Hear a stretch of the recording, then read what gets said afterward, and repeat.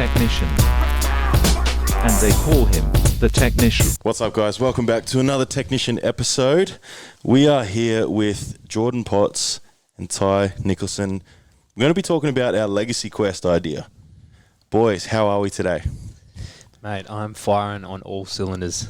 I am as well, even though it's past my bedtime. It's well past my bedtime, but hey, this chat, it's taken me to another level. I was like, yep, we're on. Yeah. Latest podcast I've ever done. And even just the fact that, I think I said before in the stories, I started the day at like 6 o'clock and then had back-to-back calls until just before, and I've just driven 45 minutes up to Noosa, and there was no question in my mind. I was like, yeah, I'm coming to this.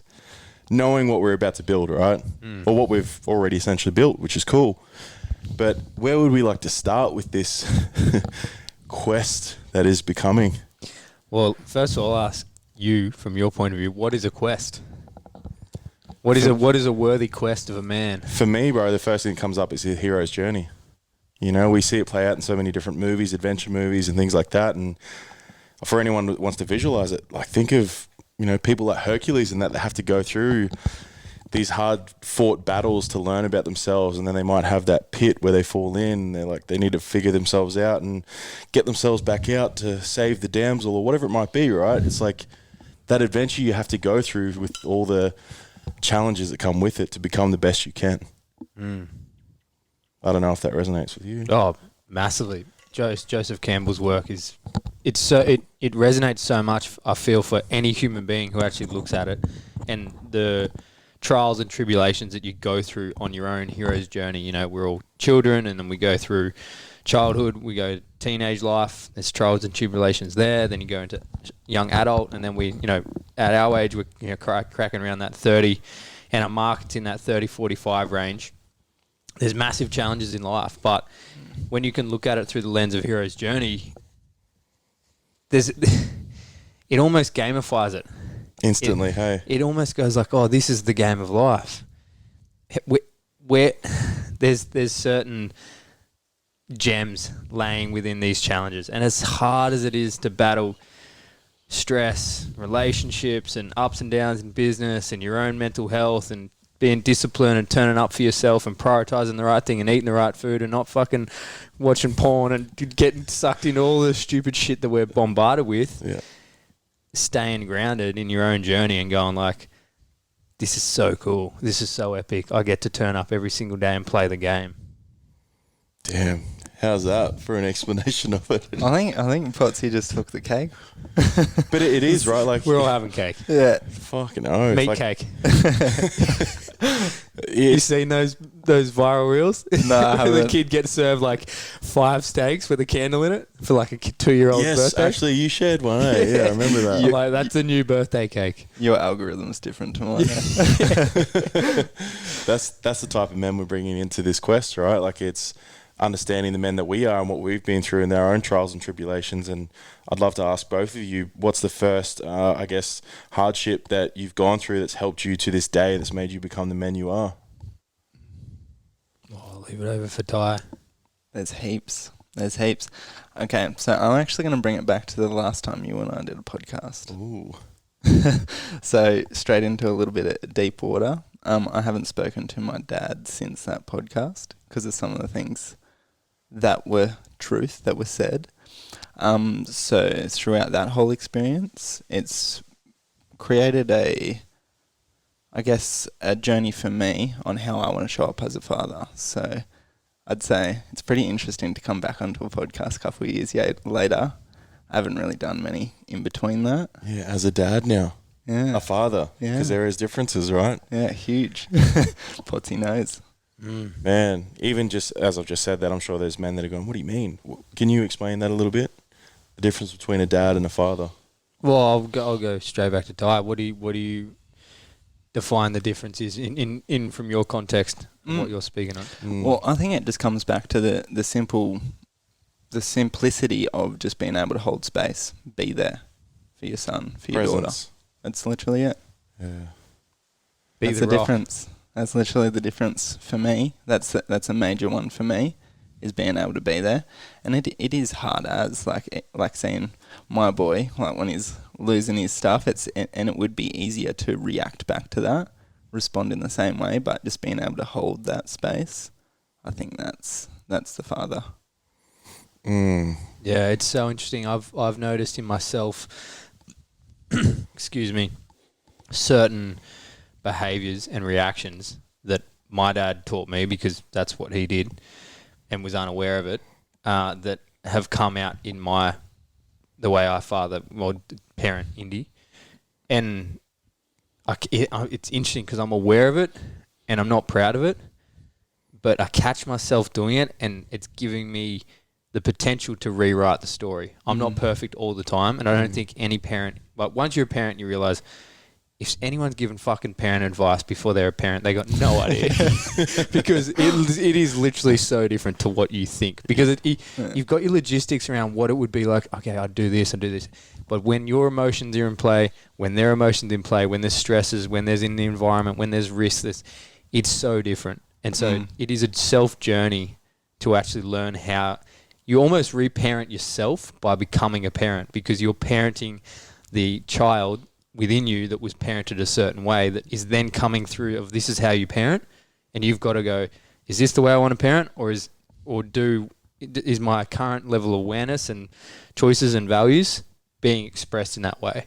And so for me, it's a quick reaction of aggression. So when Indy is testing the boundaries and, doesn't listen, I'm trying rewording, gamify, distraction, you try not to be like, no, don't do this, because you say no way too much as a parent. And then he goes bang, bang, bang, bang, bang, just get you. And then sometimes I've just found myself, I just grab him on the arm and like, hey, stop. Yeah. And I'm like, whoa. It's so interesting because it works. They get the reaction and they go, but it's not something I'm proud of. Yeah. No. Yeah. And it's funny, man. And you spot on with, I heard something the other day where it's like everyone's a perfect parent before they're a parent. They can give so much advice on it without actually being a lived experience. And something else you touched on where we are literally reparenting ourselves, and I could imagine it when you actually have kids. But what happens as we get older and we're trying to potentially run from the child that we were? So when you're going to the gym, trying to get buffed, do all the things, you're actually trying to run away from the child you always were. And without facing that child plays up, and you end up abusing them because you're suppressing them. You're avoiding them. You're, as you said, reacting in anger in some ways because you're acting like, fuck, I'm not that person anymore. So it plays out in so many different ways, right? I heard this young lad saying it, man. He's like 25 now and he's doing all the work. He's doing shadow work, etc. And he noticed that as much as he tried to run away from the little boy he was, it never worked until he turned around and said, I love you, I see you, and actually faced who he always has been. Because that's the thing, man. We're always that little boy and little girl, right? They're always in us. So now that you have a physical representation of a little boy, I'm sure there's moments, bro, when you see him and you see or feel that inner child of yourself in Indy. Oh, bro, I reckon every single second you look at him, I just look at my child and go, he's just an innocent form of joy and love. That's all he is. It is literally all they are. And it fills your heart.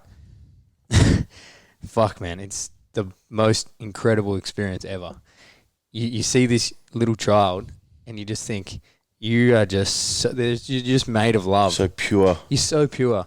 And I often inflict things on you because I want to protect you and direct you and, care for you and this. And then I'm like, am I conditioning my child? And then you're like, fuck. How hard is that? Like trying to stop them from doing stuff, and then you're like, oh, do you let them work it out? And it's like, how are you being like? What trauma am I creating right now? You're like, do I let him jump off that ledge? It looks pretty big. So this is a cracker. Just last night, where I'm playing with tools, I wasn't playing with tools. I was actually doing a job. Don't just, hey, let's just play with this. No, I was legit. I was doing something upstairs in the attic. I had the ratchet, had a screwdriver, and he's like, yep, cool, playing with it. And I kept saying, oh, buddy, hold on. And there was like, oh, actually, that's what he was doing. He's pulling all the spare screws out and just spreading it all over the floor. And I'm like, and this is a accommodation business. We don't want to have a customer step on a screw or something. And I'm like, dude, can you just keep the screws in the thing? I was like, go and play with that over there. You can play with this. You can play with that. Just not the screws, please. And he's like, yep, cool. Boom, tips them out again. And I'm like, fucking hell. Anyway, I'm like, can you do something else? He's like, all right, cool. Starts jumping on the lounge. I'm like, sweet. That's actually so sick. Keep jumping. Can you do it higher? Awesome. Next thing, I'm like, this is a stupid dad move late at night as well. Working. And then see, turn around. He's jumped from the couch, tried to land on the coffee table, glass coffee table, and shattered the lamp everywhere and eaten shit. And he's looking at me going, Dad? And I was like, you right? And he goes, yeah. Anyway, I picked him up and he was fine. Like fortunately, the glass coffee table didn't smash, but the lamp smashed. And he didn't get cut or anything. And he was rattled. And I just said to him, buddy, that's genuinely what happens when you go hard. But I'm glad that you were playing and having fun. It was just a fright, right? He's like, are you cut? Nah, all good. All right, let's take a big breath, reset. Anyway, Nick came around upstairs. What's going on? And I was like, oh, we just smashed the lamp. It was, I didn't realize he was going to jump from the couch onto the coffee table and bloody Batista bomb the coffee table, but he did. So it's just stuff like that, you know. As a parent, you catch yourself often trying to parent too much, and then you question, okay, am I doing this right by not being protective or whatever? So it's very interesting, brother. It's very interesting. I love that. And I guess, you know, I love that it's gone to this straight away, because it goes to show that the men that you guys as fathers have become and are becoming going through this journey, right? And something that, you know, with the work I do, it's the things I learn. As again, it's, you know, I'm not a lived experience yet with the fathering or anything like that, which I'm sure I will at some point. But knowing what I know and what I've gone through with like my parents and what others, my clients have gone through and all that sort of thing, right? One thing I learned the other day was like, you could be the most positive, like, you're amazing, you're doing so well, you're beautiful, you're this, this, and this. But what you actually internalize as a child is their external words about themselves. So knowing that you both, I know you both love yourself, you say good things about yourselves, you look after yourselves, that's the things that the kids will internalize. It's like the words you say about yourself. You know, I know from you know, I don't like talking too much about my parents on here because they don't have the chance to defend themselves, right? In the past, I would. I'd be like, Dad did this, Mum did this. And at the same time, our truth gets to be spoken, right? So one little thing I'll share about Mum was that I've always tried to help her with it, but she used to speak so ill of herself. Like, I'm dumb, I'm so fat. And of course, that's all I heard. So I was like, well, fuck, that's me too. I'm dumb. I'm useless. I'm fat. They're the words I heard, so I internalized that. So self-worth shit was the biggest thing I've had to overcome in my 34 years. So I know how that played out in football. The pressure was like, even though I was killing it, something deep in me was always saying, you're a loser, you're a piece of shit, you'll never be good enough. Probably a lot from what I heard at home. You know, so, and this is the reason we talk about this for anyone listening is like, knowing that with this legacy quest we're going to be building, have a think about the men that are going to be leading this thing. And then have a think about the men that are going to be coming into this. Think about the shit that you could learn and just model. Us as men in ourselves, we love being led. It's like innately in us, right? You go way back to when the Spartans were around. There was always a leader. There was always someone to look up to that was a little bit better at fighting, that was stronger, that was you know, maybe that little bit more, as we term it now, masculine. You just had to listen to him because they were like, fuck, that dude would mess me up. I need to listen to him. You know, so there is that part of it where we all, I know all three of us know we're strong, embodied leaders in our own work. So we know what we can do for these other men. And I guess knowing that you're both incredible fathers, I know I'm a great dog dad. That's test number one. Yeah, to my sausage dog. But I know it's funny to relate it to it, but bro, same thing. I'll catch myself where the motherfucker's barking all the time, right? And I'm trying to do coaching clients. And I'm like, oi, shut the fuck up, cunt. And I'll get caught up in that sometimes. I'm not perfect, but I could see how it'd play out the same for if you had a little boy that's like, dog. So it's like, understanding that there's so many different stresses and pressures and concepts that men will go through in their day-to-day life. And I'd love to touch on a few of the things that you guys have overcome yourselves, knowing that we'll be able to help other men overcome. One thing, which I know this is your expertise, bro, is like the gut health, the physical health, and just the mindset that you have is incredible. And I'd love you to touch on how you've been able to do that and build that, and how you'll help them do that for themselves. Yeah, well, let's keep it super short and simple. We are so far disconnected from real food that, if you're driving a Guzzy Gomez, KFC, Macca's drive-through, getting smoko more than once a week, you're addicted to food that is literally killing you. Like if it's once in a blue moon, don't sweat it. Like, I don't believe being that hectic about health is actually healthy. But, tradies, business owners, whatever, if you're going and eating like shit every day, take out processed food, you are literally setting yourself up for poor health either in the next 1 to 3 years, 5, 10, 20. All you have to do is look at statistics. The norm is absolutely disgusting. It is frightening how sick we are as a society. Yet no one is actually willing to accept that it's the things that we're all addicted to. It's waking up, it's going for coffee first, it's having, the takeout food, having the extras, having this, having that, getting lazy, ordering Uber Eats, that shit is not real food. It isn't. Even, I'm going to call them out, even bloody U-Foods and stuff. I wouldn't eat it. It's processed. Like, eat real food from a farmer's market, from a butcher, from an organic, grass-fed. Not that I'm that fussed on organic meat, but grass-fed is a priority. And eat proper food, stuff that's got nutrients in it that hasn't been decimated by chemicals and all the shit that they're just loading up into our foods these days to drive profits through the roof and make more food accessible. If you're in a position, and it is, people say it's a privilege, but whether it's a privilege or not, if you're in a position to eat real food most of the time, do it. Because your health is your wealth, and if you're investing in proper food, then you're going to get so many returns in energy, your hormones, your gut health. You're not going to have those symptoms that bug you all day, skin problems, bloating, gas, diarrhea, constipation. Like the list is so incredible what people are putting up with as their normal. Yeah. That isn't actually normal. I love this, bro. And what I'll do during this is I'll play out a character, right? I'm going to act like I don't know anything. And I'm going to ask a few questions about what you just dropped then, because, okay, so I've got a heap of male clients that go through very similar things. A couple of them are very successful businessmen, and they find that the pressures of showing up, running their business, showing up for their wife and kids when they get home, a lot of them complain about that they don't have time, right? What would you say to that? It's about priorities and values. Yeah. If they're that successful with money, can't they get someone to make their meals for them? That's what I'd have my clients do back in the day when I was PTing, because I had a few CEOs and things like that. They had the same excuse. I'm like, you're on a good wage, man. I'll pretend to be them still. But why should I care about my health? How does it affect me in my day-to-days?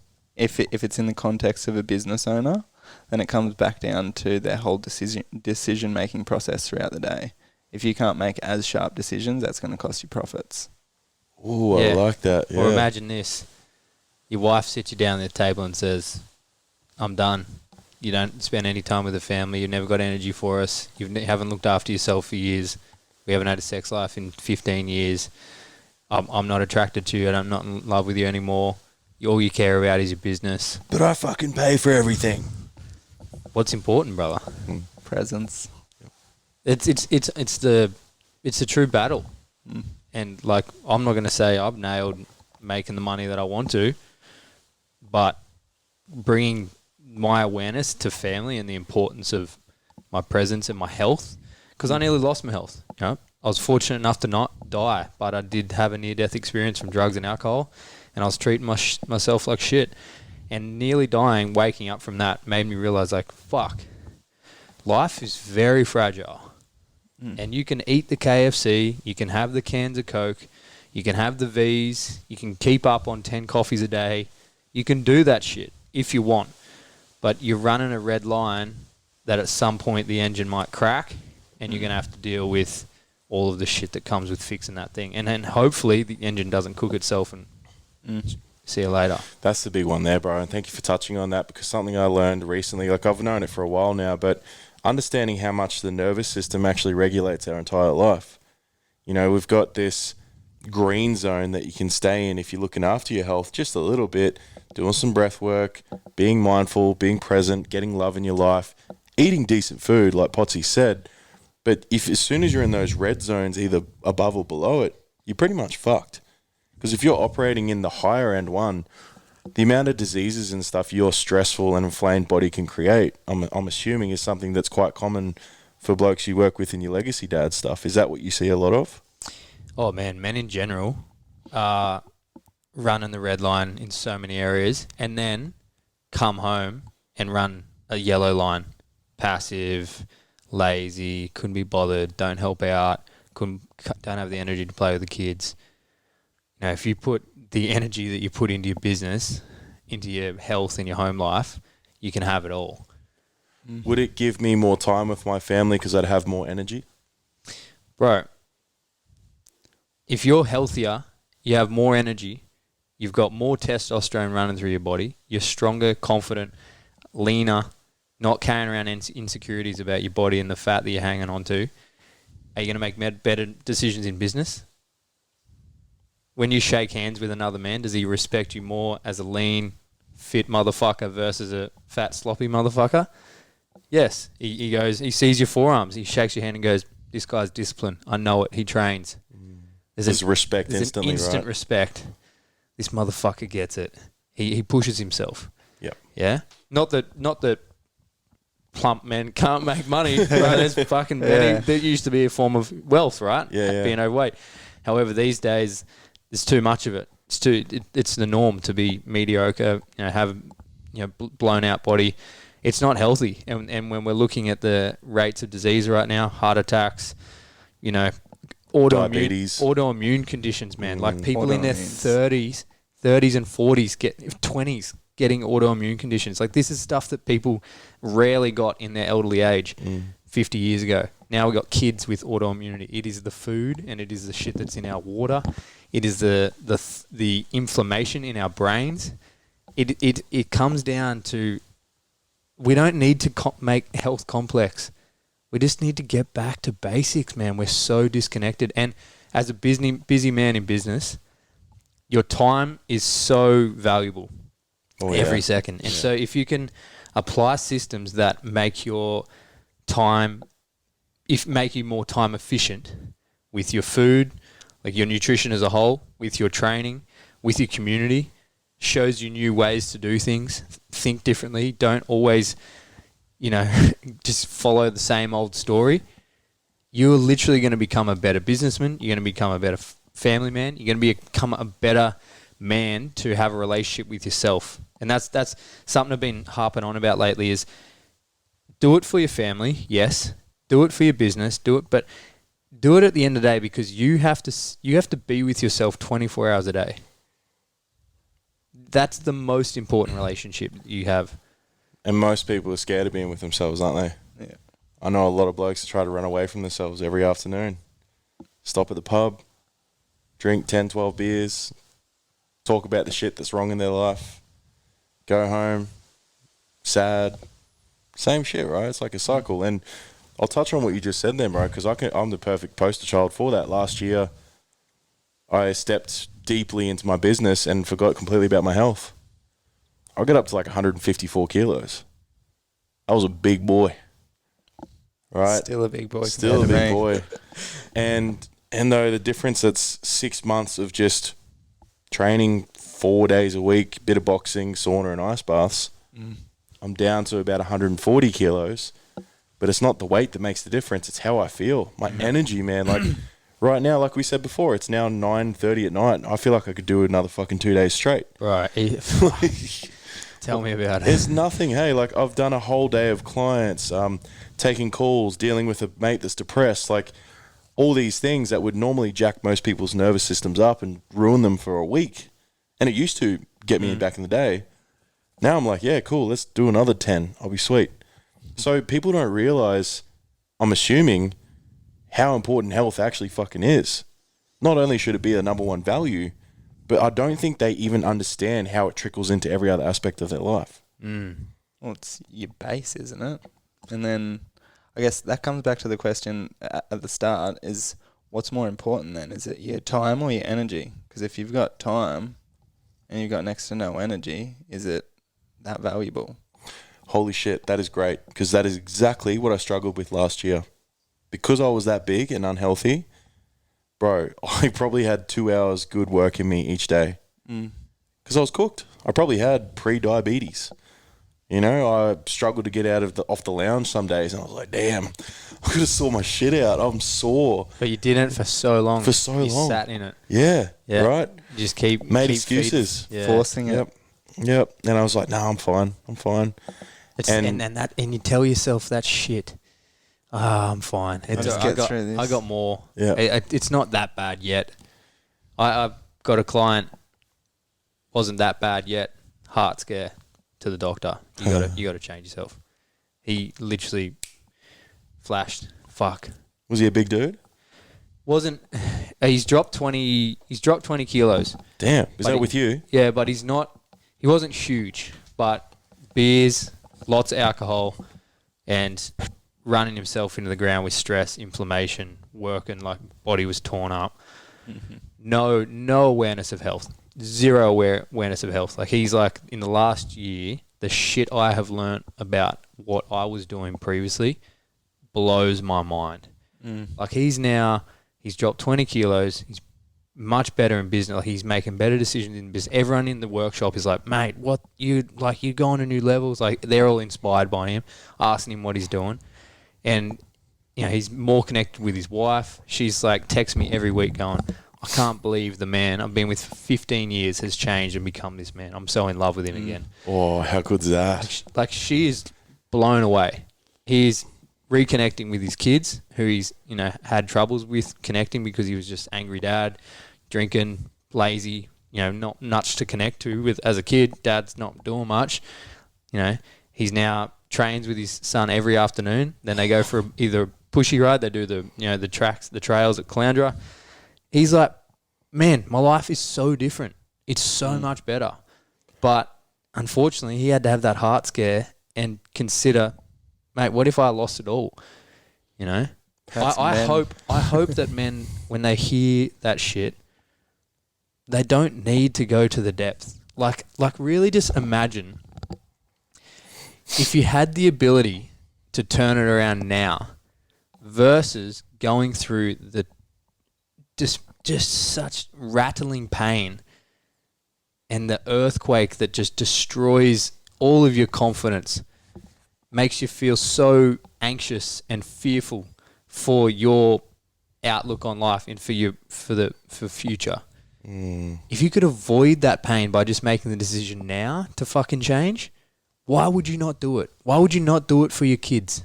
Why would you not do it for yourself and your family to actually have those better outcomes now versus having to navigate the fights, the drama, the sadness, the fear, the anxiety? Like there's so many men out there who are on the cusp of just destruction, and they just keep pushing. Why do you think it is that we need that? Or we don't need it, because I've worked with a lot of men who have realized through conversations and through things like podcasts and Instagram reels and things, and made them go, fuck, I need to fucking do it now. But why do you think there's a draw into that pain? Is that because of that pain pleasure thing? So there's a fair bit in there, bro. It's like one of the most common ones would be the fear of failure. Like, what if they actually try this and it doesn't work? Now, that comes from a really deep-seated, like, perfectionism thing as well sometimes. So it can come from when they were a kid, anytime they fucked up, dad was like, oh, you idiot. And it's just that voice plays out and out. So anytime you want to try something new, something deep in you is terrified. Because what if it doesn't work out? You know? So, and this is the thing. This is why I talk so much into mother wounds and father wounds, bro, because mother wounds is one that no one talks about, and it's fucking wild. Like, even I was listening to something the other day where even the mums that had to nourish their nervous system by becoming best friends with their daughter and then keep them home from school if they're having a bad day. Do you know how that plays out for the daughter? She then does the same shit when she gets older. She becomes non-able to self-soothe. So then any man or woman in her life becomes, it's like, I need you in my life or I fall apart. Heavy. I need you in my life or I'm dead. Because mum showed me this. This is the only way to regulate my nervous system, by having someone else in my life right now. So it's knowing those things, bro. Like, we are, and for anyone listening, we're touching on these things because this is exactly the things that us three have not only been through personally and come out the other side, but now help multiple fucking people each week do the same thing to come through it. You know, I was going to ask you a question before. You just laid all that out, bro, and it sounds perfect. And I'm a bloke here that this is the same thing I hear every time. Oh, but what if I can't do it? The proof's literally there, right? You've got multiple testimonials of blokes doing it. It's possible. The proof's there. So what could I possibly be seeing and saying in myself that I can't do that? Why can't I do that? What you're saying this is possible for men, but me, nah, I can't do this. It's all, I've tried it before. It never worked out. It's a decision, bro. It truly is, right? It's the only This answer. is why I work on values. Because when men truly assess what they're putting their energy into and what they're focusing on, so the prefrontal cortex every single day, the RAS system, reticular activating system, focuses on something. If you're focusing on the negativity, if you're focusing on why you can't do it, if you're focusing on the shit that's going wrong, if you're focusing on everything that's not going your way, it keeps fucking coming back because your brain finds examples for it. You know, I'll make the red car theory is amazing. It's such a great analogy for it. If I said to you, how many red cars have you seen today? How many? Fuck. One. You'd probably make a number up, Yeah, right? yeah. You'd be scanning your brain. If I said to you this morning, every red car you see, you get $1,000 put in your account right now. How many red cars do you reckon you'd see? Oh, bro, I've seen like 500 of the games. You'd be looking for red cars everywhere you go. You Yeah. bang.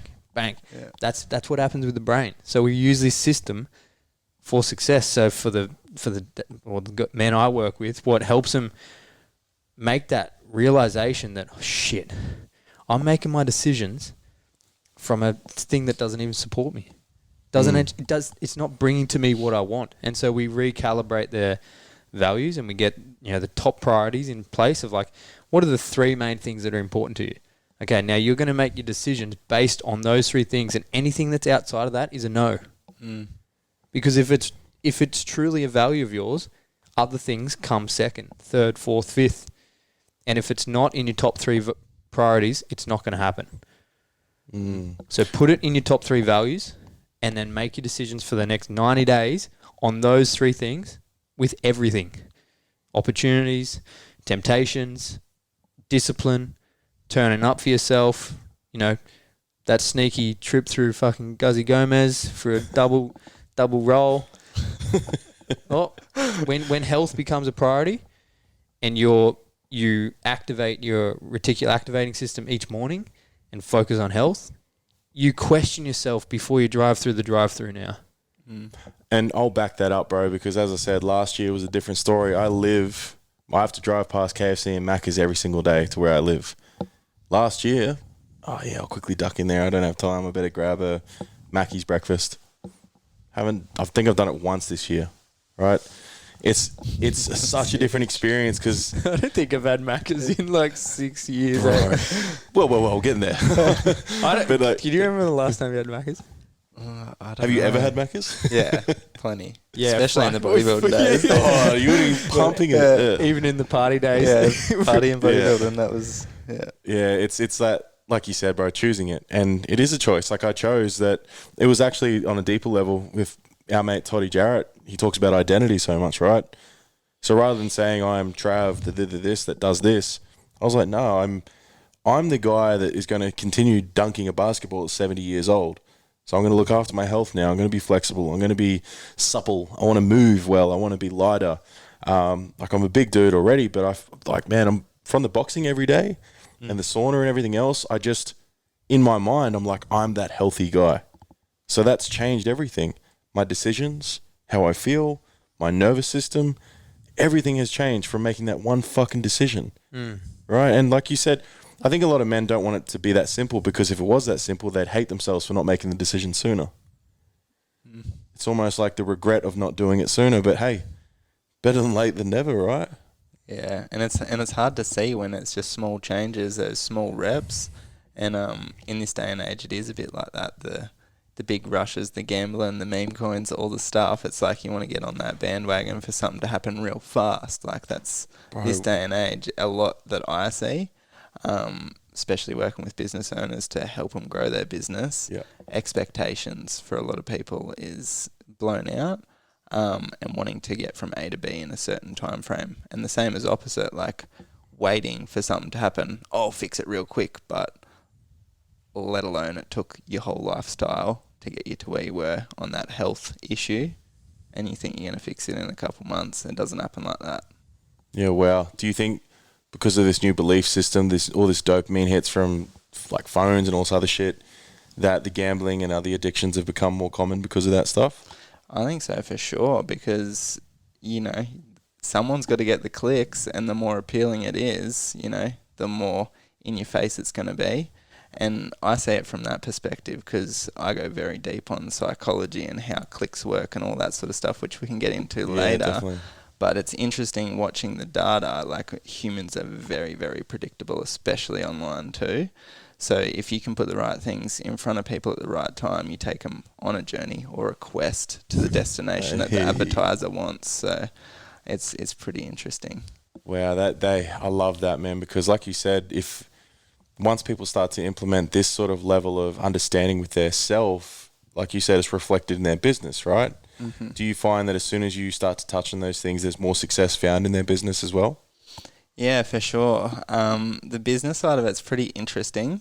I don't know if it's come up for you as well, Potts, with the health stuff, but when it comes to getting people results, I've found in this day and age, the faster you can get someone that result, the better, because they're going to get that little euphoria moment. So I don't know if much of the listeners are into crypto or anything, but if you've ever made any gains on stocks, crypto, anything you've won on, that euphoria is pretty hard to forget. So chasing that feeling again is something that always comes up. And yeah, it's one of those interesting ones. Bro, you just reminded me of something I'm seeing, and I've just, my reticular activator system's kicked in now, where I've noticed that there's a common occurrence with a lot of men that are addicted to things, so cocaine, alcohol, whatever, right? They love golf too.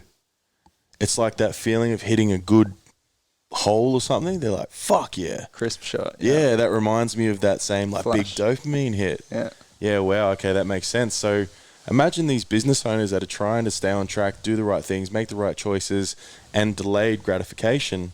Their bodies aren't even allowing them to do that because the decisions are based on this, I need the dopamine, need the dopamine. So does that come into play a lot for what you see, what you just said before? If you can calm that part of them down, they're making better decisions in the long run. Yeah, and I know for me personally, because I spend a fair bit of time online, like looking at data and things like that, one of the biggest things is having that presence moment. And for me personally, as a male, as someone that loves to move, it has to be something like surfing. Like, I know Potsy loves surfing, but it's one of those things for me, and whoever's listening to this needs to find that thing that can bring you into presence. It's a bit of exertion, and there's nothing else you can think about. And I think surfing's very special for that, because you're always scanning the lineup. You're looking for the next best opportunity, and I'm always scanning the other people and, you know, where I'm going to position myself in the lineup. There's nothing else going on in my mind except for now. And if you can get that now moment, whether it's for 5 minutes or for an hour, whatever is going to get you there, go and take that, and yeah, it'll help you out. I love that. And it just goes to show that someone who's so deep in business and understands it, you still get the holistic approach to it. Yeah. You know, and that's, for anyone listening, if there's any men, it's like one thing I heard the other day really hit. They call it self-development, right? But it's almost fucking impossible to do it by yourself. Because when you're in the jar looking at the label from the inside out, you can't read what's out there. Your coach can, your mentor can, They can see everything. They can see the ingredients, everything that's in there, the label, what's it called, and they can help understand it a little bit more. But if you're sitting there in your business right now trying to figure out all this shit we've already talked about, how would it feel to have 3 men who have lived it and are living it and gone through the shit to show you what the label says, to show you where your blind spots are, to say, hey, mate, like, if you just do this, this, and this, you'll have 50 more leads next week for your coaching business. Like, is that the level that you see that you can step into someone's business and go, hey, bro, if you just tweak this, this, and this is what will happen on the other side of it? Can it be that simple? Yeah, it can be. Yeah, definitely. I'll be confident to walk into any business and put together an offer for them and make it profitable pretty quick. Just because it comes down to the language that you use, where you place it, and then the intent. That's it. After that, it's like when it comes to marketing, it's numbers. And once you get numbers, you can predict ahead. So, it's a pretty cool thing. I have to attest to that, bro. Like, you and I have seen it right when we catch up with this man. It's like just us both being in the coaching space and getting leads and things, the things he shared with us. I sit there and go, fuck, it is that easy, right? Because you have someone that just knows it. So when we have access to that, it just lets everything flow. And I'm sure you've already felt like less stressed with everything once we've started to connect and understand everything together, right? Oh, massively, man. I think you're such a representation of the community you're connected to. You know, the people that you connected to, especially as men. Especially as men. So many men out there are lonely, or they're disconnected to their schoolmates or their employees or whatever, or, you know, other guys bantering, and they're not actually taking themselves to new levels of thought, like challenging their thought patterns and learning and growing.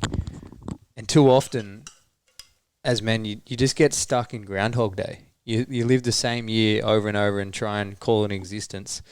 Like, every year you should be taking massive lessons, applying them, looking for massive growth and compounding that, instead of just going, oh, all right, another year doing the same shit. Like, life's a game. So get around men who are playing it and take yourself to new levels, and take yourself to those levels that inspire you. Like you said before, we all want to be led. I feel that it's almost a lost cause because of the ego has become somewhat unhealthy, you know? Like, it's like Hormozy says, everyone cheers you on when you're at the bottom, but then you get to the top and they'll start, you know, ragging shit on you. They want to see you do well, but not better than them. Yeah, it's like that's really come to the forefront because people feel that scarcity mindset so easily and get into that lack and fear. It's to be around people that uplift you is powerful. And we feel that every time we have a conversation. I like leave our conversations like, well, I'm not sleeping for 3 days. Yeah, well, even today I was like, oh shit, been up since 2 a.m. All right, it's well past my bedtime, but we're here, we're into it. And just absolutely hyper right now, bro. I know I'm going to be thinking about this conversation as I'm driving home, and again. just the ideas and the concepts and everything. And it's exciting, man, to think that we can, you know, probably talk a little bit into about. I'm sure they're sitting there going, "Fuck, what are these dudes building? Like, this is what is going on." So we, you know, segueing into that, we talk about who you're going to be around. Like Potsy just touched on. I know that when I'm around Potsy, he'll call me on my shit straight away. If I say some idea and he's like, nah, that's fucking stupid, I'm like, damn, you're right, cool, thank you. I will, when I need to, you know, be like, nah, well, I think it's good, so fuck you. So it's like that. There's going to be that standing in your own truth and belief as well when you need to. Like, I had Toddy call me on a few things yesterday, and in the past, because I had him on a massive pedestal, I just took everything on.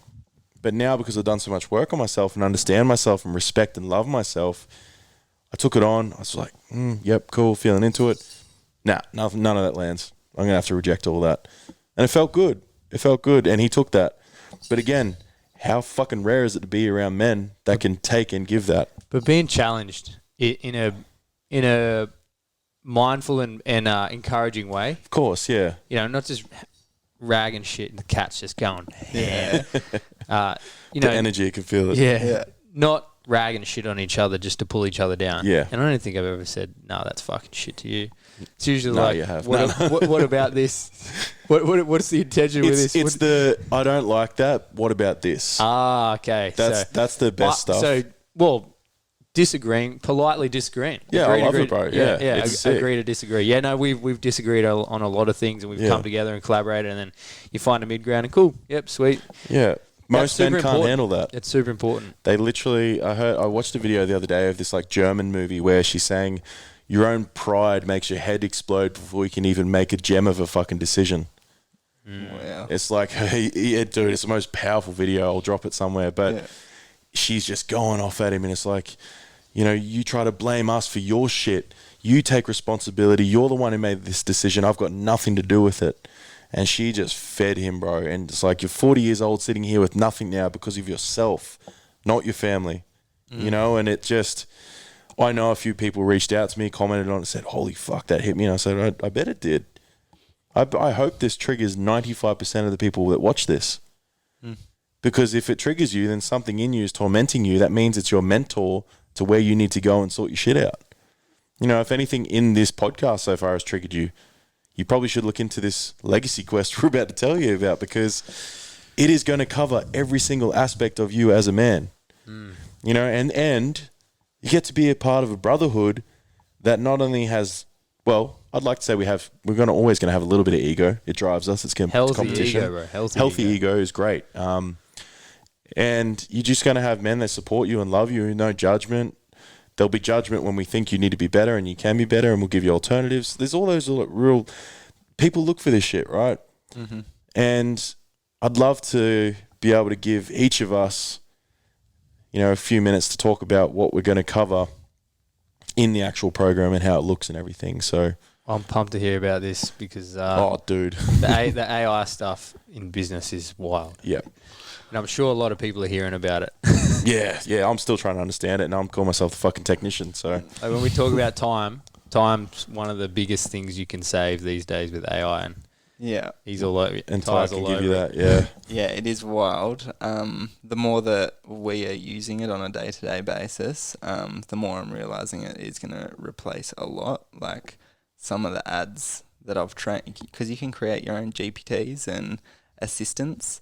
Which I've been doing for quite some time and making it into my own platform, but OpenAI, they've got a bit of money, so they've released assistants now. So I've created a heap of those. So I've just made essentially employees for myself, so copywriters, like all that sort of stuff.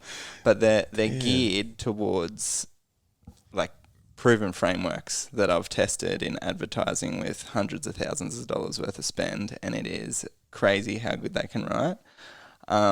So literally the world is your oyster with this sort of stuff. Like if it comes down to business processes, there's a way to systemize it with AI, and you can leverage yourself a lot of that time so you can spend it on the health. So that'll be your family. Yeah, or your family.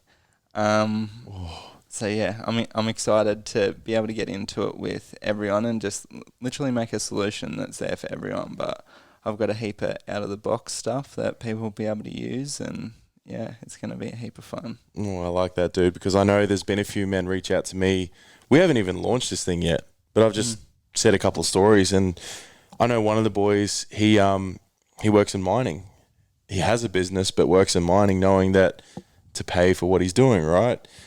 But if you could say to someone, oh, look, I really want to get out of mining and focus on my online business, which is a product business, would I be able to do that with the systems that you have in place? Did you set that question up? Because you know that I've got a FIFO background and I quit it to leave the stuff. Dude, I literally forgot about that. One of my best mates I'm talking about my best mate right now. I won't name him, but his exact situation is like he's working his ass off to fund his. I know the feels. Yeah. Yeah, which there's probably a lot of blokes that are doing that, right? Well, I'm not going to say to go on my path, but I've quit FIFO twice. And both times I've just said, fuck it, and just went for it. That was what I did. I'm not recommending it. Some people, like to have their safety net and all that sort of jazz. But at the end of the day, if you're in a FIFO job, you can quit it and get it back, like at the end of the day.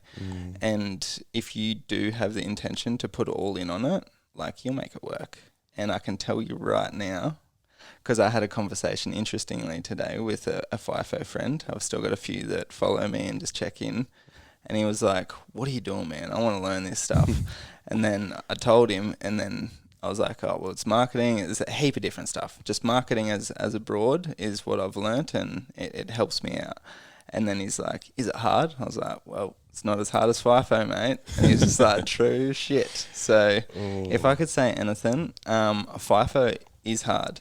Like, and it is one of those things that in Australia is looked up as, you know, successful. You know, you got out of the rat race and you've got that, you know, bit of extra income and all the things, right? But in my experience out there, it hasn't been the healthiest individuals. It never set me up for a healthy mindset, healthy health, and I wouldn't be going back there at all. Like, I'd rather do anything else but that. But now, because I do have the skills, I've put the reps in, I'm also confident that I'm never going to have to go back there either. And that's perfect, bro, because I know there's a lot of blokes that follow all three of us in the same position. I've had multiple stories from blokes up in Mackay, Moranbah, all the things that they have this sick idea and they've been talking about it for years. They just don't know how to do it. It's like, you've done it. I know I've done it. I got out of civil and went into all these other businesses and then jumped into bloody sales at some point, and now it's led down the track to running a top podcast and doing coaching, running men's work. So I literally did everything I could there for a little bit as well, and I did sales. You know those Kirby vacuum cleaners? I shit you not. I did that for a rep. I put my hand up to dude. I even put my hand up. Didn't quite pick up the dust of that head, but I'll put it on this one. Look at it go. But that's how much I didn't want to go back to FIFO. I even gave that a crack. Wasn't for me. That didn't last at that. And that's big, bro. Like you said, it can affect so many different areas of your life, especially relationship, health, time, just fucking everything. Quality of life. Quality of life, man. Like, if we're saying that you join a program that's 9 weeks long with a full immersion over in bloody Bali, where we just go all in and gamify this motherfucker and just make it the most fun, out of the box, interesting, different program that you've ever seen in your life, and it's going to give you the life you want, you'd have to be pretty silly not to say yes, right? Because knowing that, segueing off the back of that, I know what I do and what I help men with is dealing with their emotions they've never dealt with, and so much more. Like, I can literally show you why you do shit that you don't want to do because I can understand your shadow. Now, your shadow is the dark, suppressed side of your psyche, where you might be that one that has these little kinks that play out. You don't know why you do it, and you seem to do it a lot when you're drunk because your prefrontal opens up and all those desires come out of the unconscious. Well, imagine if I could help you learn about that, bring that conscious, and you stop doing that shit. Or you don't have to keep going to have bags on bags on bags every weekend because I help you understand that you've, got some things you're trying to suppress with the dopamine and the happiness, and we help you deal with those demons that you never dealt with because you got support to deal with it and how to understand it. So, and how do I know I can do this? Because I've done it for hundreds of men and myself. Yeah. I went through from 18 years old to fucking 27 years old of suicidal ideations, not wanting to be here, struggling to get out of bed, emotional abusive to my partners, abused alcohol for years. I had addictions. I was addicted to porn. Anytime got hard, I would get hard. But I would just be like there trying to do the shit that I know I need to do. And it's like, nah, porn's easier. Yeah. So many men do that shit. It's like, rather than actually deal with my life, I'm going to go have a wank. Mm-hmm. Yeah, release. The release, the dopamine again, the dopamine chase, and the fucking dopamine. How many blokes listening right now, and I know, and I'm talking to you right now, you're probably either in the car or probably at home. A lot of blokes listen to my podcast late at night, apparently. You're laying in bed and you've actually just been scrolling on your phone. You're probably scrolling on your phone while you're listening to the podcast because you can't stay present for 1 second.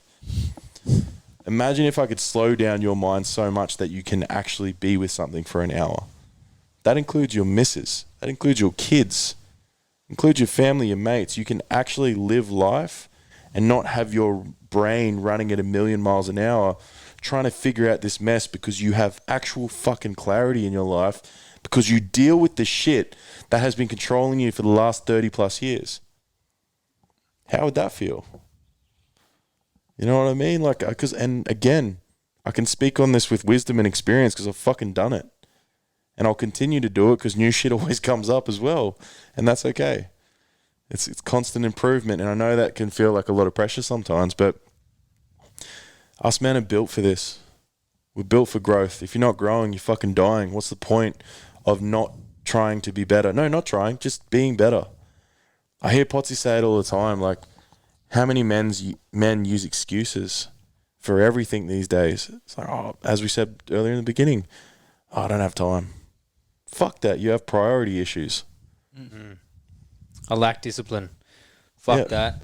You don't value doing the work. Yeah. Like, You don't have something big enough and purposeful enough to make you do hard shit in the now so you get the reward later. You'd rather do the easy shit now and deal with the consequences. yeah, and just like you said, let it get to a point where you are about to die before you actually choose to do something about your shit. It's like we talk about, you know, I heavily agree that we do this for others, but choose yourself for once as well. Choose yourself. Stop putting everyone else in front of you and thinking that you have to be some fucking white knight that has to sacrifice himself for everyone else. Fuck that. You've got to wake up, deal with your thoughts. You've got to drive to work, deal with your thoughts. You've got to be at work, deal with your thoughts. You've got to talk to other people, deal with your own head. You've got to eat food and still deal with your own head. You've got to not go to the gym and deal with your own head. You have to deal with yourself all fucking day. You may as well improve the relationship between your two ears so that you actually got a mad smile on your face all day and you're like, oh, I love this motherfucker. I want to hang with this motherfucker all the time. He's the best. He's my dude. best mate. I love that. I read one of the best books ever that helped me so much was The Untethered Soul, and Michael Singer talks about the inner roommate. Imagine this bloke next to you right now. He's with you every day, every hour, every minute, every second. He's on the couch with you right now. And he's going, fuck, you're a fat, useless cunt. You are a piece of shit. Would you want that motherfucker in your house with you? Like, why do we listen to these little dickheads inside us? They're not us, for one. One thing I've learned in my experience from all the lessons I've taken from mentors, courses, all the shit I've done, you are not your fucking thoughts, guys. You're not. It's this thing that just comes through and you let it control you. But if you actually did the most simple thing that I get everyone to do that they seem to avoid, write your fucking thoughts on a piece of paper. When you can visually see what is happening inside you and what that prick is saying next to you, you'll probably stop listening. And you might tell him to shut up for once and let you control what he says. Or you can just kick him out of your house altogether and create your own world. But this is the thing, like, we have the tools, we have the ability, we have the knowledge and the love and the support and the passion. I know how much passion you guys have about helping men as well. Like, I'm like, I want to cry thinking of if I was fucking mid-20s when I was 22, 23, wanting to kill myself working at this job that I fucking hated. If I had 3 men that were willing to put up with me, and this is the words I would use, put up with me because I was useless. I wasn't worth anything. I was a piece of shit. If they were willing to just help me for a couple of months and they changed my life, fucking oath I'd pay for that. It does my head in, bro, that men especially use these fucking excuses of like, I don't have the money, I don't have the time, or what if it doesn't work? It's like, dude, it's right there in front of you. You spent 60 grand on coke last year. Literally, you bought a $120,000 Land Cruiser that has technology from the fucking 70s. Like, just, yeah. Look, I don't mean to judge anyone, but I know I'm talking to my 21 or 22-year-old self right now who's still in me. I think this is something we don't realize and forget. Like, I've learned about a thing called the internal family systems, and like, you have to do a bit of work on it, but I listened to Aubrey Marcus do it, bro, and he went back to when he was 4 years old, and his dad was playing table tennis, and he's real competitive. His dad was real competitive, and he's just over like a mad frother like Indy is, just having a sick time, and his dad accidentally hit the ball, and it like went off and hit the roof, and he, just as a 4-year-old, was like, goal, like just said something stupid, like whatever, and the dad waited for the mate to leave. He closed the door and he said, "You embarrassed me," and started flogging the piss out of him. Right? Like, Fuck. that that 4-year-old then created a guard. So heavy. He created a guard in his unconscious mind that no one could ever hurt Aubrey again. That 4-year-old created this soldier, this fucking warrior, that as Aubrey got older, if anyone ever tried to hurt him again, that defensive warrior would kick in. Because that 4-year-old was terrified that he'd get beaten by another man. So Aubrey never trusted men again. And I'm emotional because I've had the same shit. Not with my dad. Like, my dad was awesome, but I haven't been able to trust men my whole life because of how many fucking wounded men there are that envious, and they project all over you and tell you you're a fuckwit because you're trying to do something different. Or you're just taller than them, so they hate you. I've copped that shit before, bro. I literally have had men not like me because I'm bigger than them. Yeah. How wild is that shit? So an unconscious version of me, the little dude, they used to get the piss taken out of him because he had man boobs, because he was born with the shit, gynecomastia. My whole life I've had it. And I've had to deal with wounded little boys that never actually dealt with their shit.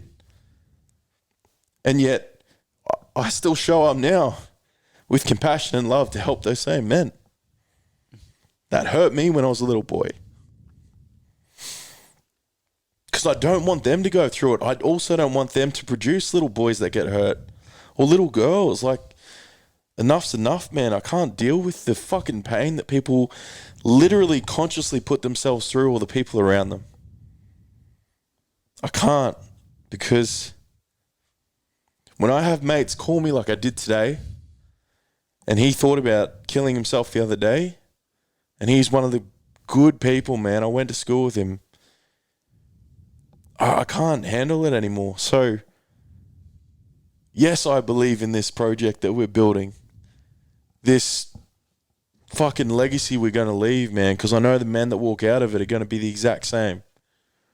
They're going to go and believe that they can do this too and heal the world. And, man, I might be fucking delusional, but I know you have to be able to do what we do.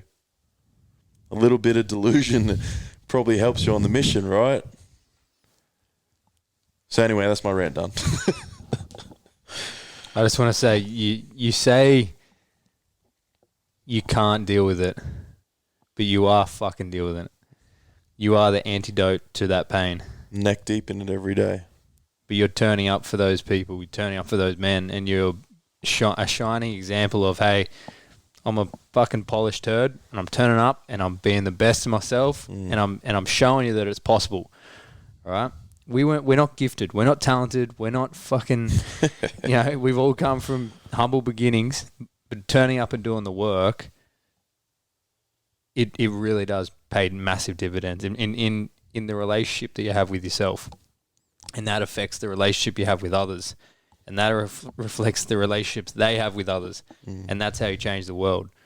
And so the work you're doing, Trav, is so appreciated, brother. And I appreciate all of the pain that you've transpired into purpose, because it is, you can see the passion, you can see the pain, but you can also see the purpose within you of doing it and turning up, and it's massively, it's seen, it's felt, and it's appreciated. So I love you, brother. Thank you, bro. I love you, Ty. Like, just thank you for holding that. Like, I felt safe enough to do that because you are men that can hold that.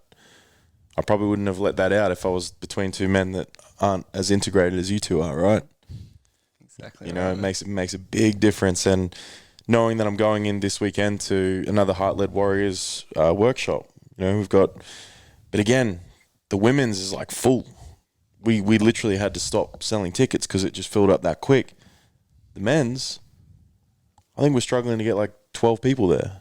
Yeah, what would the ratio be at these? Oh, bro, it's like the men's is the first day on the Saturday, and then the women's is the next day. But you're looking at plus 20 for the women's, and that's sold out like straight away. But the men's, we've got a couple of days left, and we're still like struggling to find spots, like get men in. Yeah, you know, and even the retreat. We've been around for a year plus now, and you've seen the results that are coming from it, and yet men still aren't buying in.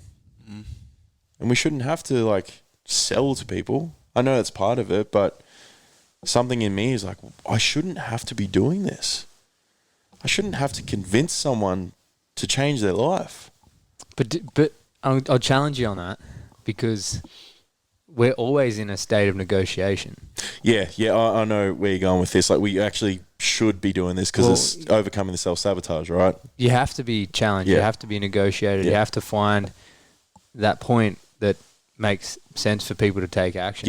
Yeah. So it's a natural course of life. You know, Yep. we're always going through these decisions, and so if we can constantly put ourselves in front of these people and just plant the seeds and say, look, there's an alternate reality here. There's two worlds. You can live this world full of the pain and the same problems and repeat the same patterns.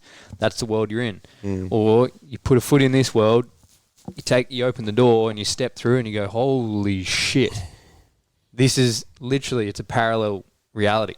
It's literally the same world, but it's two worlds apart. It's a great way to put it. That's cool. You know? And Yeah. so the selling is turning up. And were you ready to go on the journey a year before you went on the journey?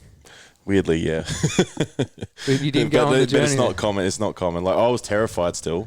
Like, if I go back to when you first asked me to come to your house for bloody ice baths and breath, first reaction was like, fuck no. You know? But you made the decision though, right? Yes, and the best decision I've ever made, because And- that set me down that parallel universe.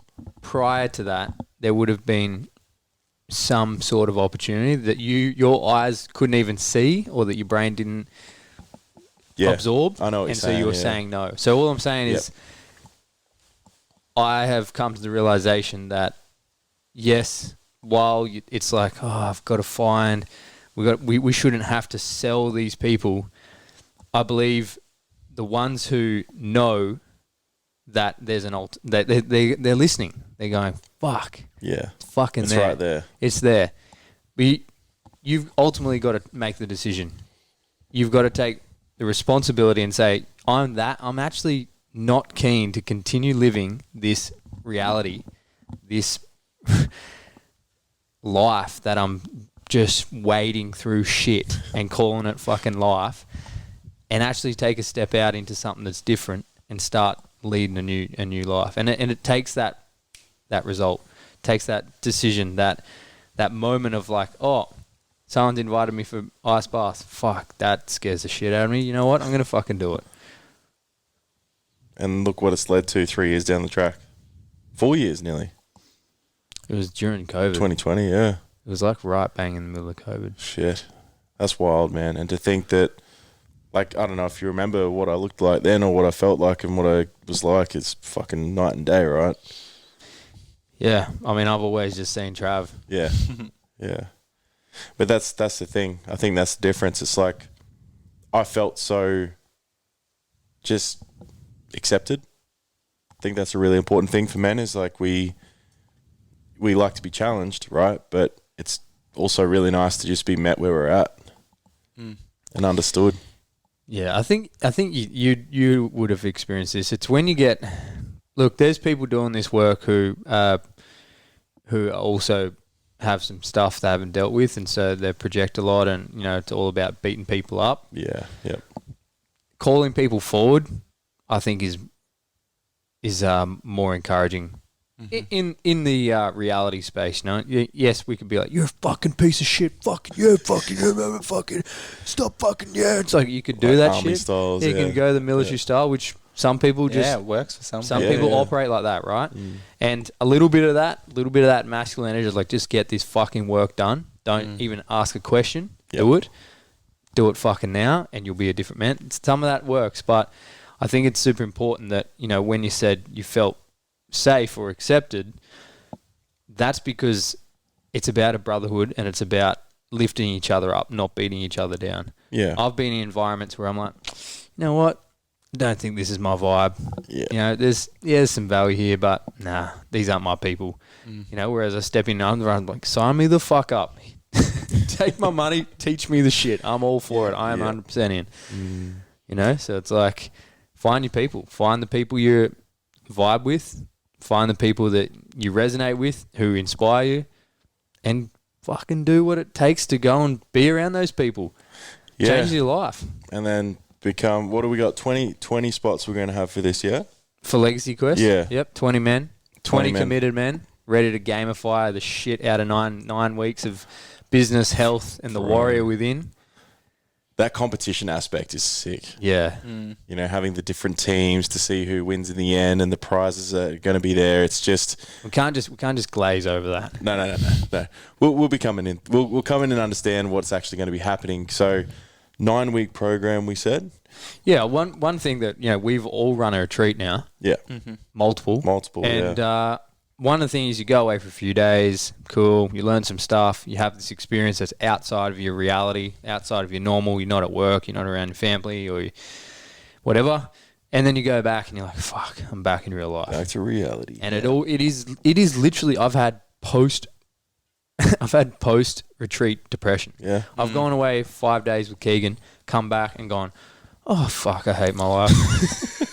Yeah, well, this is one for every single person that runs a retreat that isn't doing any marketing post-retreat. They should be, because every single festival on the planet of Earth that does it well, they will hit you with an early bird release for next year's festival, literally the following 4 days after the festival's finished. Oh, wow. Right, when you're having the downs and like you've had that euphoria and now you're feeling trash, you're trying to rehydrate, whatever.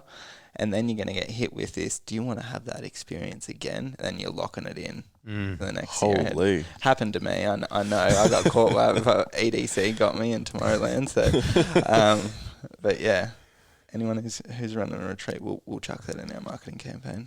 Yeah. So that bleeds into what we're doing so well differently. We're not going to leave people hanging in that post retreat depression. Luck. We're going to be actually, first of all, there's a lead up.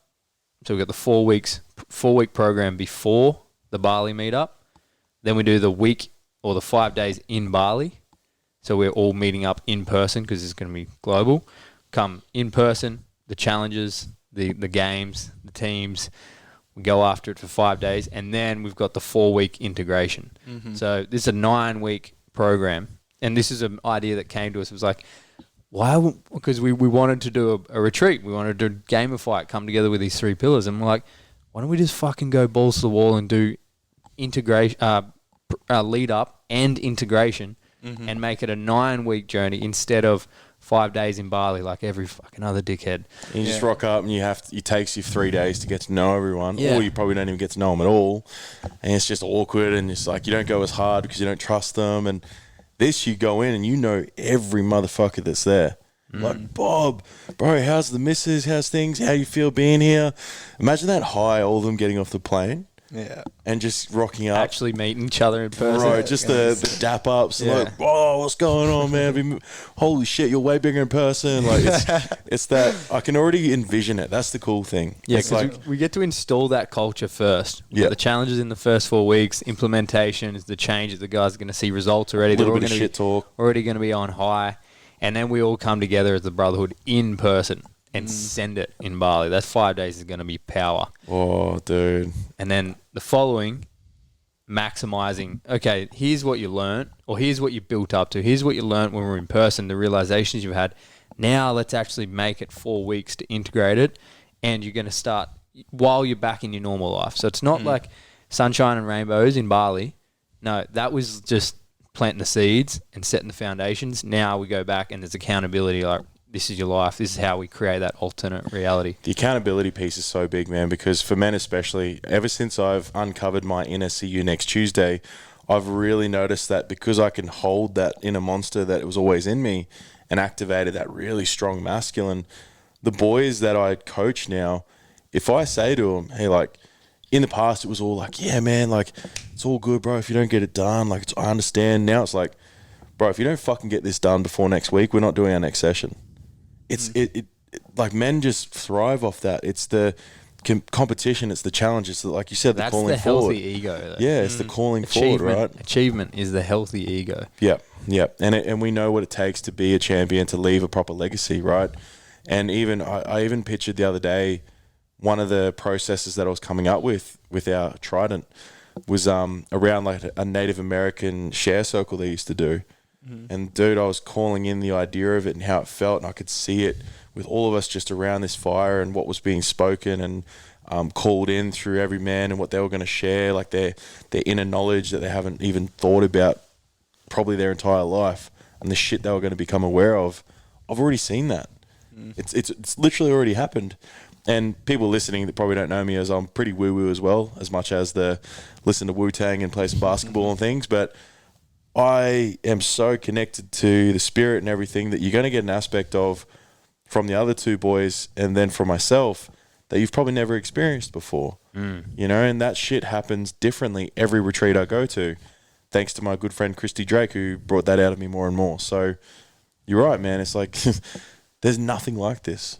And I don't think there ever will be, because us as people can't be replicated. Yeah, and I cannot put a price on the transformative experiences I've had at those in-person events that I've attended, the retreats I've attended as an attendee. Yeah. Going away and putting all my energy into that event and the people that I'm with. I constantly reflect on the shifts that what actually occurred in my mind those 4 or 5 days that I was away, and coming back and going like, my life will never be different. It's ingrained, right? Yeah, and what was the first retreat you went on? You probably still remember it clear as day. Well, the most impactful one was 5 days with Keegan and Mitch Pike. Oh. Real movement in Canberra. Yeah. Fuck, man. First of all, I've never seen grown men cry, talk about depression, suicide, their demons. I had never seen it in my life. Never seen a grown man talk about his life vulnerably like that. So to see Ezra Taylor and Mitch talk about some really heavy things, first of all, that was just a leading change for me in my life. I went, fuck, all this shit I've got bottled up inside of me that's making me angry, frustrated, fearful, anxious. I just need to talk about it. And I actually shared some stuff on that retreat around my mum and my anger and depression and then abuse.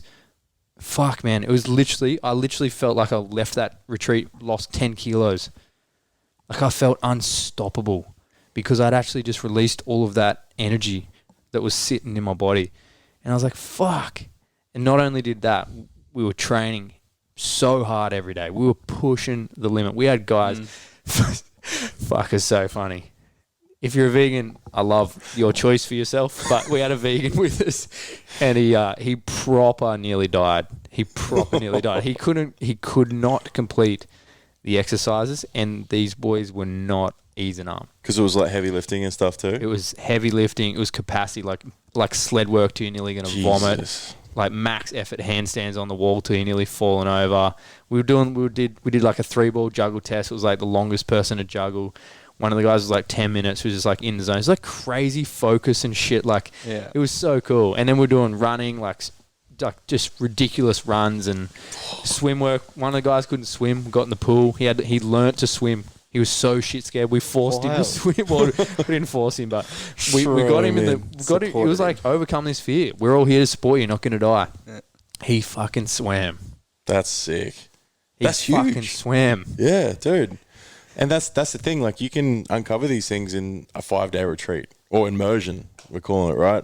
Like, that's the big thing, is like the amount of things that happen in these 5 days, you can't even fathom. It's like time stops. Yeah, it's literally like a void, like a time warp. Well, it's like what we say, the hyperbolic chamber in Dragon Ball Z.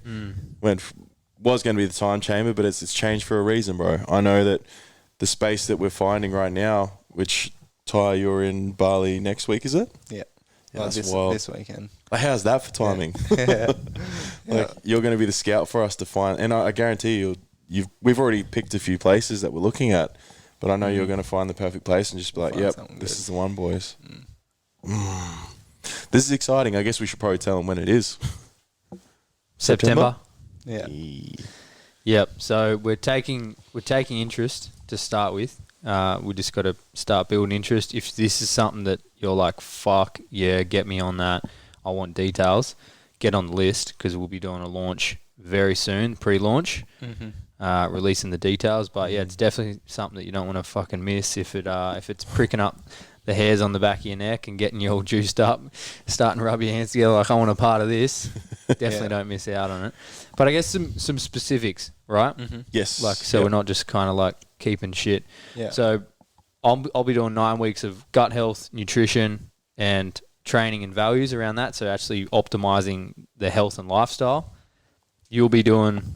I'll be making you cry like a little bitch. No, so it is very much a lot of like clearing your traumas, your unconscious mind. People don't realize that we're controlled by 96% of our unconscious mind. So picture an iceberg, right? You can see it. The tippy top is like your conscious mind, what you think about, where you go to grab a tool and at the day, like, you consciously grab that. But when you drove to work, because you've done it so many times and you're like, how the fuck did I get to work? I just drove for half an hour. I don't even realize I'm here. That's your unconscious mind. You're doing shit you're not even aware of. When you smash the block of chocolate and then you're like, you notice you've finished the chocolate and you're like, wait, what the when did this happen? how did I just smash a whole block of chocolate? That's your subconscious mind. That's the subconscious mind. It makes you do shit, even your relationships. Like you, or here's one that'll probably hit you a few times. It's probably why you keep choosing toxic women, because it's all you experienced as a kid. So I could go to the depths of everything you've ever wanted to, sort out in your career, relationship, life. Or when you react in a way that you fucking hate to your partner and you let her down. Yep. And you love her so much. Fucking doing it. Yep. She's the sweetest woman ever. She looks after you. She treats the kids so well. She gets everything done. The house is clean when you get home, and yet you still treat her like shit. And you don't know why. It's not on purpose, though. It's a reaction. Yeah. It's like this fucking knee-jerk reaction that you do, and you're like, fuck, what? I just did it again. Yeah. Fucking dickhead. Yeah. But you don't own it. You just, it's her fault. But sometimes it's also that all you saw dad do to mum when you were a kid.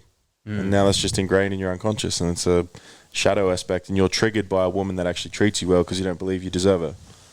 This is the thing, man. Like there's so many ways this shit plays out, and that's what I'll be helping. And then even I've been facilitating breath for like 3 years now, and I've just gone and done a Breathlyx experience on the weekend, which has now allowed me to understand the diaphragm and nervous system even more. So to give you daily abilities to breathe better that makes your life better. Like this is you've already seen in two men, and then we've got our man here that we know that like the brothers that are coming along to this are probably high achieving business owners, want more in life. Like Ty's done all this and then some and helps men do this. But if you want to speak into your expertise, brother. Yeah, so how I'll be helping out is there'll be a couple of ways. So even for those who maybe you are a FIFO worker or you're a manager or something like that, you're not a business owner, but you just feel stuck in where you are and you want to change.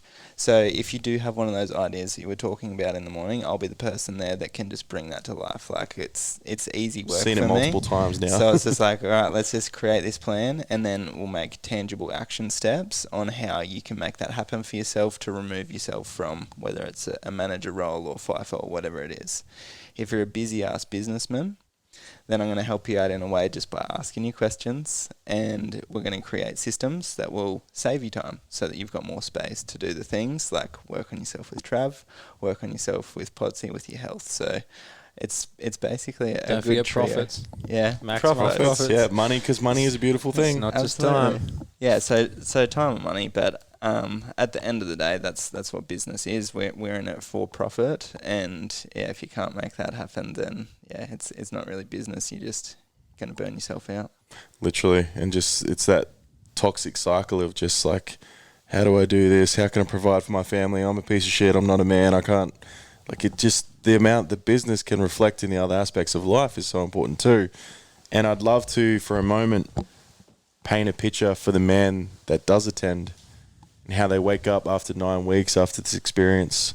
How does their day play out, bro? How do you wake up after you've just been 9 weeks with mind, body, soul, everything, business, you've experienced, you've got 20 plus new good, close mates that love you, support you, and want to see you win. How does it feel now to wake up in the morning? Like a fucking rocket ready to take off. Right, you feel good.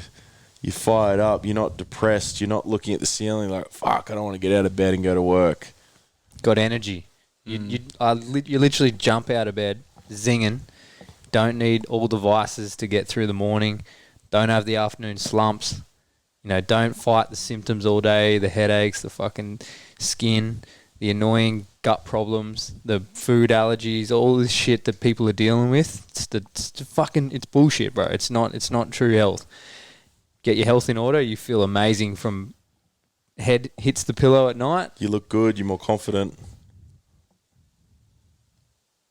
Like just, I'm excited for them, man. I want to join this fucking program, knowing what it's going to be like out the other side.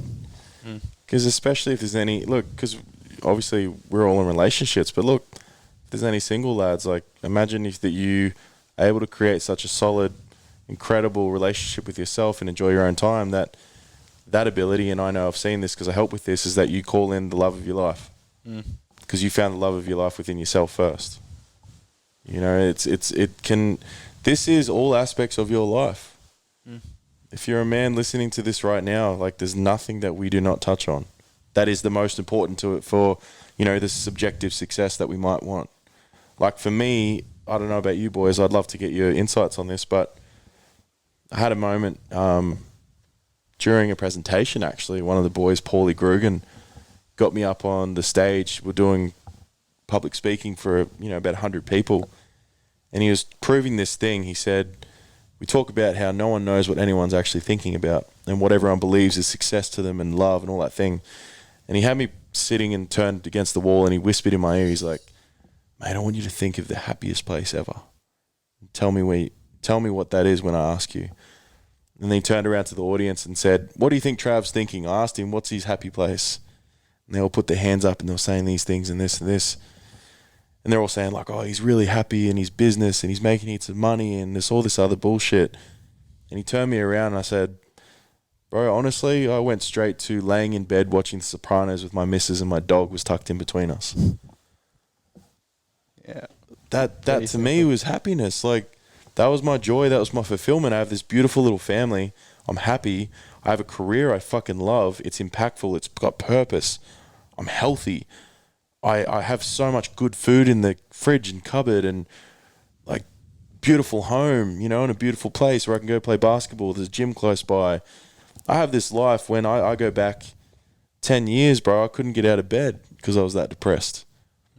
I cried. I would get in the car and pretend, because my missus at the time was such a beautiful human. I wouldn't be here without her, but I would lie to her. I would go sit in the car and then call up to work and say, hey, I can't come in. I'm sick. Wait for her to leave to work and then go back inside. Yeah, man. I only just remembered that. I forgot that I used to do that shit. I was too scared to admit that I hated my work, hated my life, and hated everything. I'd rather just lie about it and suppress it. Until that day that I nearly drove my car into a tree and finally told her how I was feeling.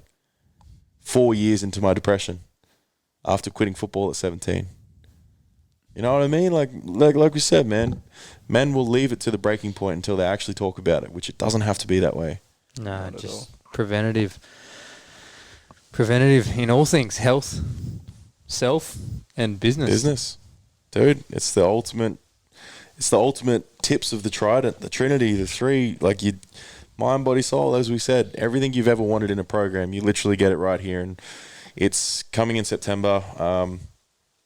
As we said, we've probably by the time this comes out, they'll have been released. Actually, no, we'll release this and then let that come out. Register your interest. Register, yeah. Yes, perfect. Get your details down there. We'll have all the info for you. So I guess to wrap this up then, we're getting to a point with, so if you're a man, you've felt stuck, you're in a bit of a rut, you're not really sure where you're going in life, this is for you. Yeah, your health's a bit shit. Yeah, you're just not quite sure. Maybe you're in a wreck of a position and you just want to make a huge change and you want to come out on the other side and know that you're gonna stick to it. You're gonna go down the right quest and stay on that path. So that sounds like you're in the right spot. I also fully believe that if there's any man listening that's, might be deemed as financially successful, already done a heap of retreats and self-development work, I reckon this is going to take you even deeper. The level that I've done, especially with my men's work and that I've run for, a couple of years now of events and retreats and stuff, and the depths I've gone to myself, and I know these lads have too, the attendees of anything or any clients will only go to the depths that the leaders have themselves. And knowing that all three of us have been through hell and back and come out the other side happy, healthy, beautiful families, lives, businesses, careers, we know what it's like to be in it and we know how to get out of it. Simple as that. You've wanted this answer for so long, for someone to just show you how to do it.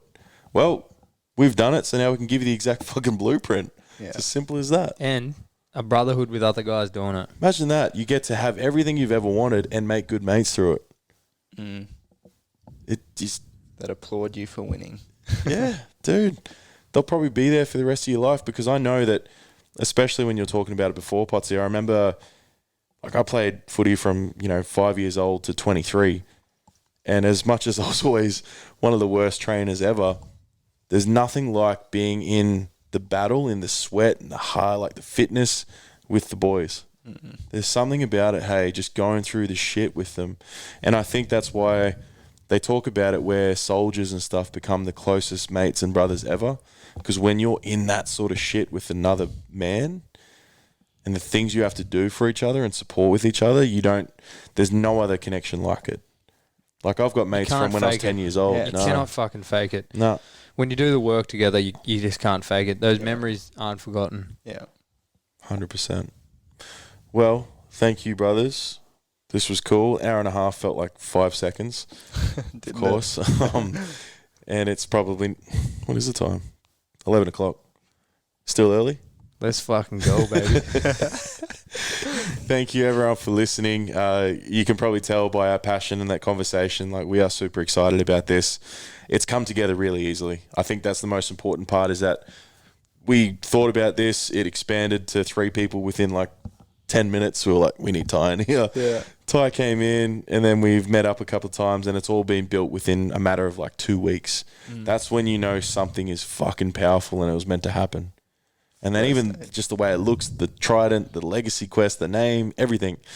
So if you want to be... It's also a contribution that we each can't do on our own. Correct. That's a great point, man. This isn't about us. It's for the brothers that actually end up taking this, and it's for themselves. Like, I would love something for the men that it's like, this is ours. As a culture and a community of men wanting to be better and do better and lead the way and leave a legacy for other men coming up, like little Indy, bro. Man, I think what's so amazing about it is it really, people will go on health retreats, or they'll do business courses, or they'll go and do self-work, We're a one-stop package, One-stop shop. We truly are 3 of the main pillars that we believe in life: health, self, and business come together to optimize all 3. Like, what more could you want? I literally, with what we've built, I'm frothing. I'm like, I would have fucking... I want to come to this. I would have loved that when I've spent over 50K on different retreats and whatever. Yeah. Courses. It's so sick. It's like, boom. Holy shit. Proper epic. It's powerful, man. It's very exciting. And I love you both. And for anyone listening, please share this to anyone that you feel that might benefit from this. Because I know sometimes, like, man, there's a saying I've said a few times now, and I'll share it again, is that so many people, so many brothers, sisters, partners, mates, whatever, cousins, you try to lead them to the water, lead the horse to the water. Yes, a lot of the time it doesn't work. But something I've discovered through someone else was that you can lead them gently around the lake a few times until they get thirsty. So if it's in a really gentle, soft way of showing them, hey, what's actually there, and they see you drinking... Actually, this is a big one. If you drink the water first, they might see that and want to model that.